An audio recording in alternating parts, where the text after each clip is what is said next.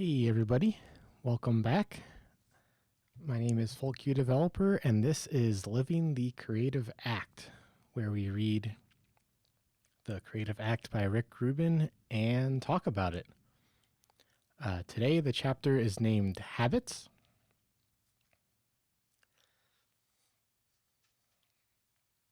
And it's going to be a two-parter because this was a big chapter. Let's hop into it. He writes, "The first thing I would show players at our initial day of training was how to take a little extra time putting on their shoes and socks properly. The most important part of your equipment is your shoes and socks. You play on a hard floor, so you must have shoes that fit right, and you must not permit your socks to have wrinkles around the little toe where you generally get blisters, or around the heels. I showed my players how I wanted them to do it. Hold up the sock, work it around the little toe area and the heel area so that there are no wrinkles. Smooth it out good. Then hold the sock up while you put the shoe on. And the shoe must be spread apart, not just pulled on top laces. You tighten it up snugly by each eyelet, then you tie it, then you double tie it so it won't come undone, because I don't want shoes coming untied during practice or during the game. I don't want that to happen. That's just a little detail that coaches must take advantage of, because it's the little details that make the big things come about." The sentiments above are John Wooden's, the most successful coach in the history of college basketball. His teams won more consecutive games and championships than any others in history. It must have been frustrating for those elite athletes who wanted to get on the court and show what they could do, to arrive at practice for the first time with this legendary coach, only to hear him say, "Today we will learn to tie our shoes." The point Wooden was making was that creating effective habits, down to the smallest detail, is what makes a difference between winning and losing games. Each habit might seem small, but added together, they have an exponential effect on performance. Just one habit at the top of any field can be enough to give an edge over the competition. Wooden considered every aspect of the game where an issue might arise, and trained his players for each one, repeatedly, until they became habits. The goal was immaculate performance. Wooden often said that the only person you're ever competing against is yourself. The rest is out of your control. This way of thinking applies to the creative life just as well. For both the artist and the athlete, the details matter, whether the players recognize their importance or not. Good habits create good art. The way we do anything is the way we do everything. Treat each choice you make, each action you take, each word you speak with skillful care. The goal is to live your life in the service of art. Consider establishing a consistent framework around your creative process. It is often the case that the more set in your personal regimen, the more freedom you have within that structure to express yourself. Discipline and freedom seem like opposites. In reality, they are partners. Discipline is not a lack of freedom, it is a harmonious relationship with time. Managing your schedule and daily habits well is a necessary component to free up the practical and creative capacity to make great art. It could even be said that a focused efficiency in life is more important than one in work. Approaching the practical aspects of your day with military precision allows the artistic windows to be opened in childlike freedom. Creativity supporting habits can begin the moment you arise each day. These might include looking at sunlight before screen light, meditating, outdoors if possible, exercising, and showering in cold water before beginning creative time in a suitable space. These habits look different for everyone, and perhaps different for the same artist from day to day. You might sit in the forest, pay attention to your thoughts and make notes, or drive in a car for an hour with no destination in mind, listening to classical music and seeing if any sparks arise.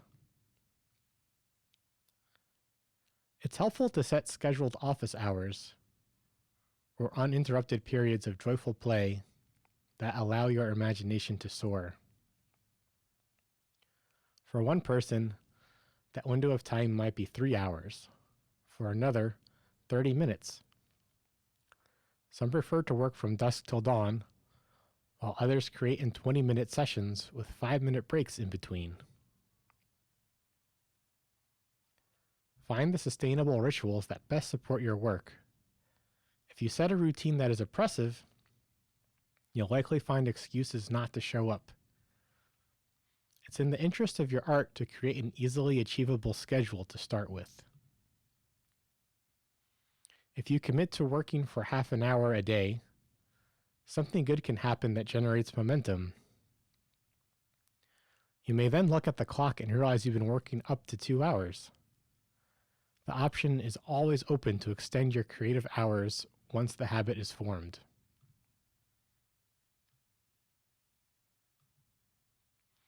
Feel free to experiment. The goal is to commit to a structure that can take on a life of its own, instead of creating only when the mood strikes, or to start each day with a question of how and when you're going to work on your art. Put the decision into making the work, not into when to work. The more you reduce your daily life maintenance tasks, the greater the bandwidth available for creative decisions. For example, Albert Einstein wore the same thing daily, a gray suit. Eric Satie had 7 different identical outfits, one for each day of the week. Limit your practical choices to free your creative imagination.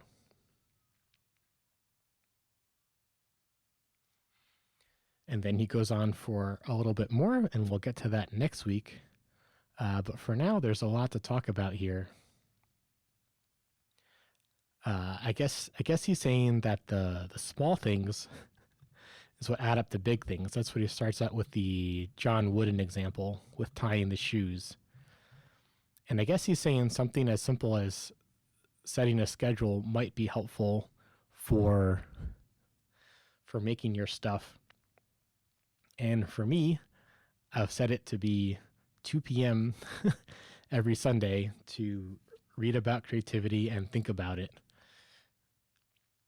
And after reading this section, I've seen more places where I can do that because I'm often rushing at the last minute to get some notes together or get the slides together or something. And this section made me think, hey, I could schedule that at a different time during the week. Because right now I do it when I have time, which is definitely difficult.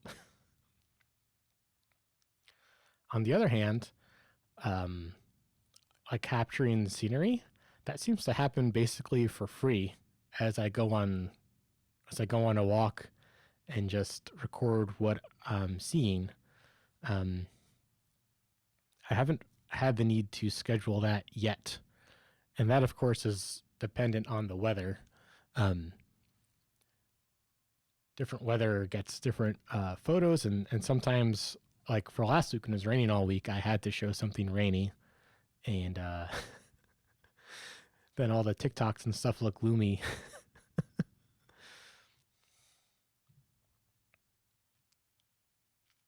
The other thing I've noticed that I need to schedule is I've been starting so many different projects, and I've been starting so many different projects, and that becomes, well, then so many of my projects don't get attention. And I know folks are waiting for some of these projects. Folks such as myself are waiting for some of these projects to complete. And so I've written everything down. I've written all my active projects down. And there are a lot of them. And I've also deleted some. I had a project idea to like record the leaves changing, so like record every day and put something together, and kind of in the spirit of creating a habit. But I think that that's not quite gonna work for me. I love how he says, make it easy for yourself, make your first schedule commitment easy, and that would definitely be something that would not be easy for me anyway. Um, yeah, so I guess the projects I'm committing to include Underway, the Subway app, this stream, and a little bit of live coding around it, as well as the FQ auth platform stuff. I really want that to be done. And I guess those are the big ones that I think you all might be familiar with.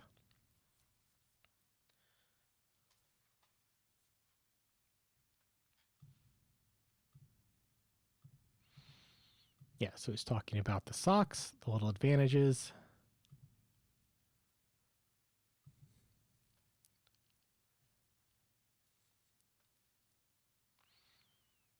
Yeah, we kind of talked about, he's like, you can do something until it becomes a habit. Like your brain can teach your body to do something, and then your body does it for free. Like with playing guitar, repeated stuff. Yeah, and I guess the act of like creating something new is something that I'm very curious about, as there's a lot of new things I'm making.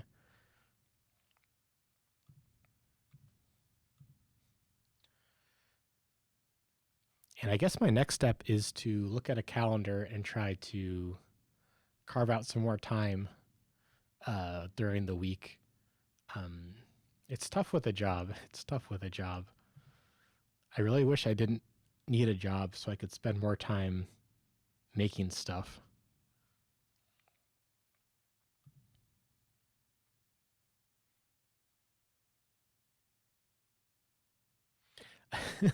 I did think it was funny how he says military precision. I feel like there there's definitely some funny stories about the military not being precise, but those are not for today.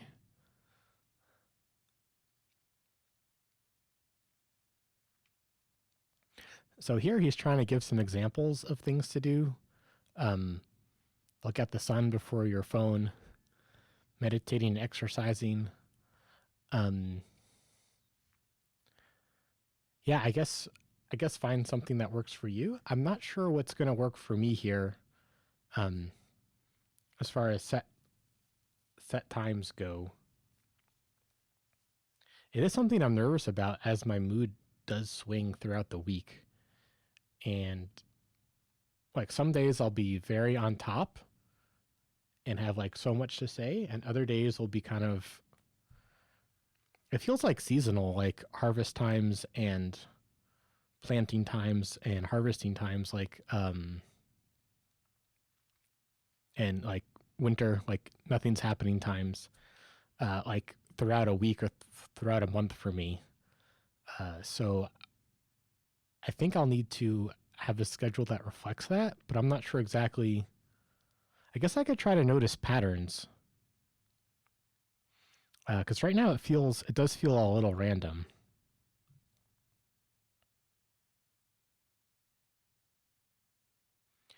He gives some more examples. Obviously, I do not drive in my car for an hour with no destination in mind, but I do take long walks doing that. And that's where a lot of these scenery photos come from. And you can see a lot of this reflected from the chapter last week about inspiration, about varying your inputs. He's kind of giving examples of different ways to vary your exposure to things, so you have different kinds of inspiration.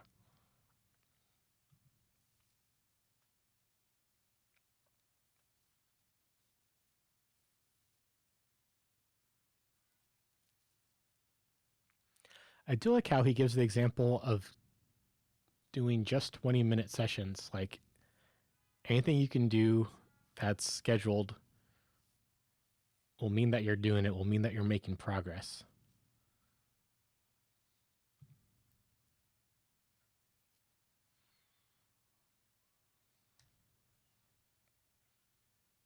It's in the interest of your art to create an easily achievable schedule to start with. Yeah, I'm not sure what that would be for me, because I guess I work and then I take a walk or eat, and then I kind of want to relax. And then at some point I see my wife at night, and then that feels like the day. It feels like the day is over. So I'm not exactly sure where I can squeeze it in throughout the week. Um, but at least I have Sundays, I know, to move forward a little bit.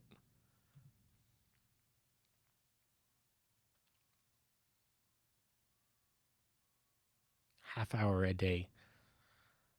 Guess I could try to find a half hour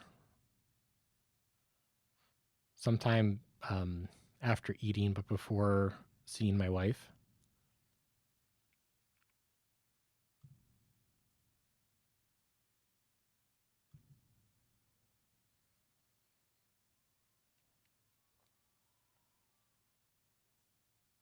And of course, taking time to experiment.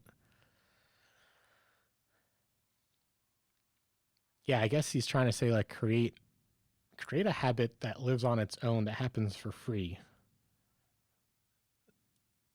so that I don't have to try to find time to do it, because the time will be taken out already.